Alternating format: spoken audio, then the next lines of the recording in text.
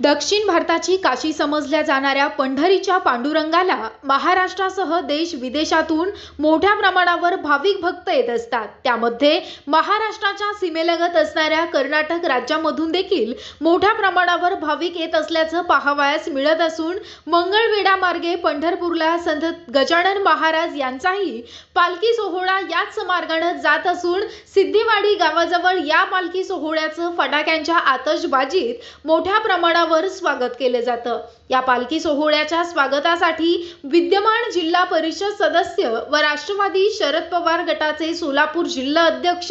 वसंत नाना देशमुख, सिद्धेवाडी गावाचे पोलीस पाटील दत्तात्रय जाधव, कासेगावचे मंडल अधिकारी पंकज राठोड, तलाठी मॅडम अनिता शेंडे हे आणि पंचक्रोशीतील हजारो भाविक उपस्थित असल्याचं पाहायला मिळालं।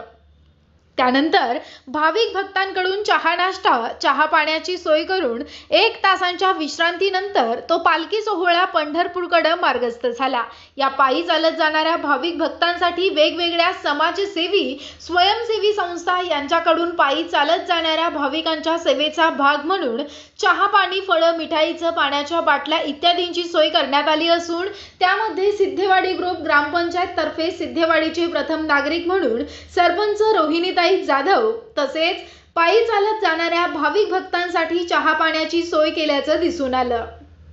यामध्ये सिद्धेवाडी गावाचे तरुण उमदे नेतृत्व, ग्रामपंचायत सदस्य सिद्धेश्वर जाधव, सुरेश गोडसे ग्रामपंचायत सदस्य, बालाजी जाधव, गव्हर्नमेंट कॉन्ट्रॅक्टर सारंग जाधव, रमेश बनसोडे, संतोष काटकर, बब्रुवान जाधव, सचिन जाधव, सुनील जाधव, किरण जाधव, शेखर जाधव, दीपक जाधव, विजय जाधव, बबलू जाधव, विलास जाधव, पांडुरंग जाधव, वेद मराठीचे संपादक गणेश जाधव, श्री यश जाधव, जितेंद्र जाधव, विकास जाधव, नागेश जाधव, सोहम जाधव, धनाजी घुले इत्यादी वारकऱ्यांची चहा पाणी देऊन सोय केली असल्याचं पाहावयास मिळत आहे।